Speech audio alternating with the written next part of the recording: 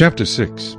Again David gathered all the choice men of Israel, 30,000. And David arose and went with all the people who were with him from Beer-Li, Judah, to bring up from there the ark of God, whose name is called by the name, the Lord of hosts, who dwells between the cherubim. So they set the ark of God on a new cart, and brought it out of the house of Abinadab, which was on the hill. And Uzzah and Ahio, the sons of Abinadab, drove the new cart. And they brought it out of the house of Abinadab, which was on the hill, accompanying the ark of God.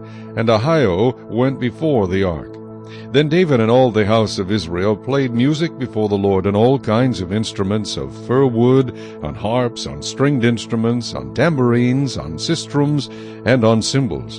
And when they came to Nachon's threshing floor, Uzzah put out his hand to the ark of God, and took hold of it, for the oxen stumbled. Then the anger of the Lord was aroused against Uzzah, and God struck him there for his error, and he died there by the ark of God. And David became angry because of the Lord's outbreak against Uzzah, and he called the name of the place Perez-Uzzah to this day. David was afraid of the Lord that day, and he said, "How can the ark of the Lord come to me?" So David would not move the ark of the Lord with him into the city of David. But David took it aside into the house of Obed-Edom the Gittite. The ark of the Lord remained in the house of Obed-Edom the Gittite 3 months, and the Lord blessed Obed-Edom and all his household. Now it was told King David, saying, "The Lord has blessed the house of Obed-Edom and all that belongs to him because of the ark of God." So David went and brought up the ark of God from the house of Obed-Edom to the city of David with gladness. And so it was, when those bearing the ark of the Lord had gone 6 paces, that he sacrificed oxen and fatted sheep. Then David danced before the Lord with all his might, and David was wearing a linen ephod. So David and all the house of Israel brought up the ark of the Lord with shouting, and with the sound of the trumpet. Now as the ark of the Lord came into the city of David, Michal, Saul's daughter, looked through a window, and saw King David leaping and whirling before the Lord, and she despised him in her heart.